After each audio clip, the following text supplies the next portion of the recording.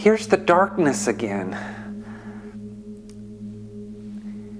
It's rarely clear when filming is finished. The lights just get progressively dimmer, and I finally realize that the staff has departed. There really is so very much about all of this that is yet unclear to me. And looming in the darkness, could it be they?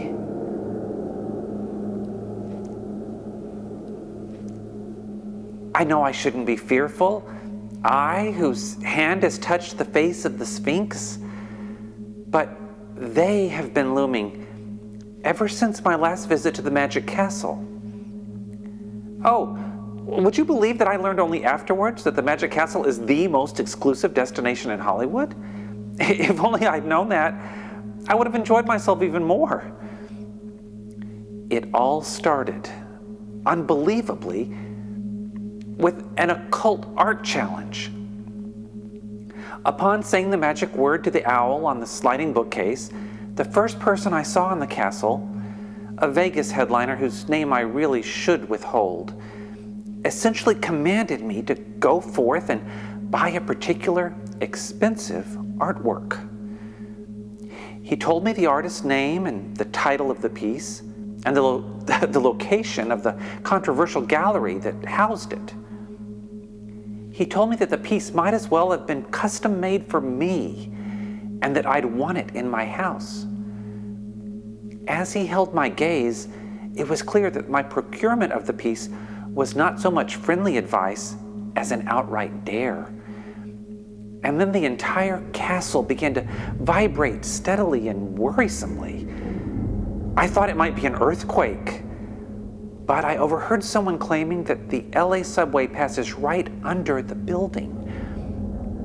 At that moment, though, what it felt like was some subterranean thing, perhaps pinned down by the castle itself, getting restless.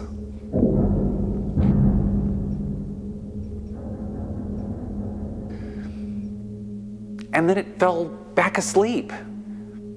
The why of this art challenge was deeply mysterious.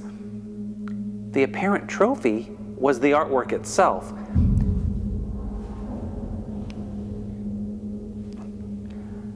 But another far greater and likely non-literal prize was implied. Perhaps needless to say, I rushed to the gallery the next day. The place is somehow designated a church so as to sidestep secular legalities about the public display of deviant subjects. And note that as a curator of anomalous imagery, I don't use deviant lightly. And the piece in question was a three-dimensional and even electrically wired, nightmarish testament to humankind's eternal struggle with the interdimensional darkness that looms over our shoulders.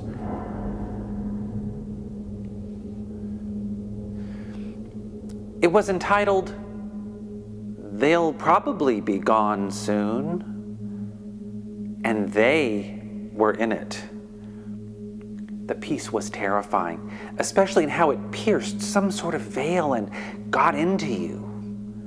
Yet I was prepared for that very phenomenon, having seen it depicted in a film in which one Mrs. Chalfont gives a certain Laura a painting to hang on her bedroom wall, a painting that Laura finds herself inside of, even while she sleeps peacefully, a portal that transports one into a parallel dimension or overlapping reality.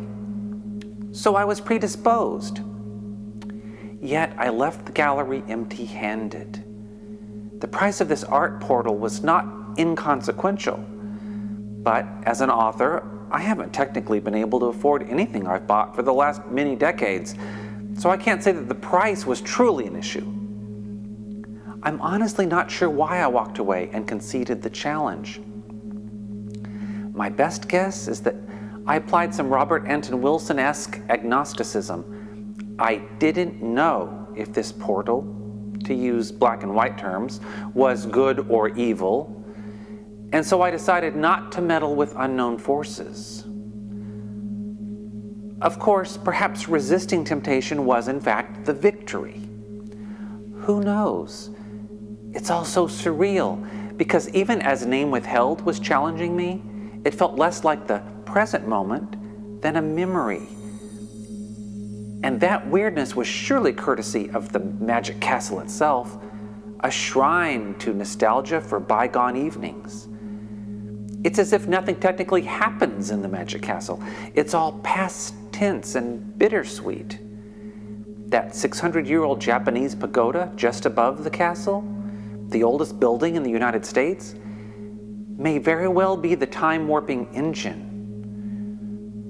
My hotel room was about 5 steps from the pagoda, so my metabolism of time was profoundly altered. During the show at the castle's Palace of Mystery, I wasn't at all surprised to find that the star's corset was decorated with various clock faces, all sporting different times, or that her necklace was composed of fragmented clock wheels and pinions. Anyway, yes, the figures in that artwork do indeed still haunt me. They'll probably be gone soon, surely.